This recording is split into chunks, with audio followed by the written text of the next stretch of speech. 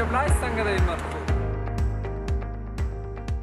خو کس خیلی سابق در غزنی جور کرده بود دیگه. باز من خودم هم چند جای دیدم چرا کسبم هستم یا لبی سازی و فلزکاری.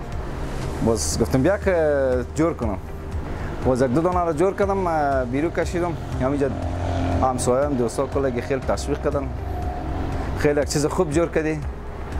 باز ما هم تشویق شدم دیگه. اینا ماشاءالله فهمید ولی همون 10 دانه و فهمید 8 دانه و یک دفعه در زیر دست میگیرم، مثلا 10 دانه یا 8 دانه را فهمیدم یک دفعه.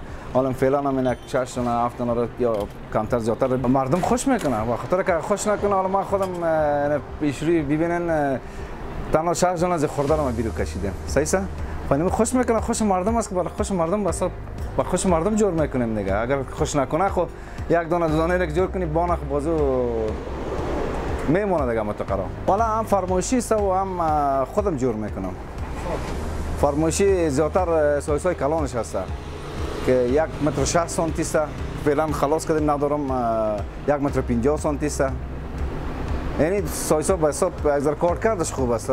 زیادتر به حساب مثلا 4 لیتره و او در 18 الی 20 دقیقه جوش میکنه. ولایت چرا؟ ولایت پنجشیر برده، مزار شریف برده، قندار برده، خوست برده که چند روز پیش که از دبی یک دولای ما زنگ زد، یک پشتو زبان بود از دبی ماشاءالله زیاد زنگ نه رایی کردم همینجا خودشون آمده بود برد. دیگه لوگر برده. در ولایت ها زیاد جای برده.